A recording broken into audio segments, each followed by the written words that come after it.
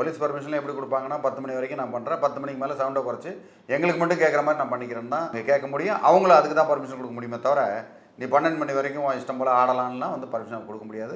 அப்படி யாராவது நான் வாங்கியிருக்கேன்னு சொன்னால் அது தப்பு. சார் இப்போ சென்னையில் பார்த்தீங்கன்னா முக்கியமாக ரெசிடென்ஷியல் இல்லாட்டி இங்கே அப்பார்ட்மெண்ட் ஏரியாஸ் நிறைய இருக்கும். அங்கே எந்த மாதிரி சார் இதை வந்து வேலிடாக அப்ளை ஆகும்? அப்பார்ட்மெண்ட்ஸுக்கு இதை விட ரொம்ப ஸ்ட்ராங்கான லீகல் பாயிண்ட்ஸ் உண்டு. ஏன்னா அப்பார்ட்மெண்ட்டு வந்து சின்ன சின்ன ஒரு வீடுகள் இருக்கும், பக்கத்தில் ரொம்ப சத்தம் கேட்கும். அப்படி அதே மாதிரி அப்பார்ட்மெண்ட்டில் இருக்கிறதையும் பார்த்தீங்கன்னா வயசானவங்க குழந்தைங்க எல்லாம் இருப்பாங்க, அவங்களுக்கு வந்து மிகப்பெரும் துன்பமாக இருக்கும். அதனால் அந்த இடத்துலையும் நான் பர்மிஷன் வாங்கிட்டேன்றது தான் தோன்றித்தனமாக அதை செய்கிறது. உண்மையை சொல்லப்போனால் தான் தோன்றித்தனம் தான் சொல்லுவேன். மகிழ்ச்சியாக இருங்க, தப்பு இல்லை. ஆனால் அடுத்தவங்க மகிழ்ச்சியை கெடுத்து நம்ம மகிழ்ச்சியாக இருக்குன்றது அது நல்ல மகிழ்ச்சியே கிடையாது. அது வந்து குற்றமாயிரும்.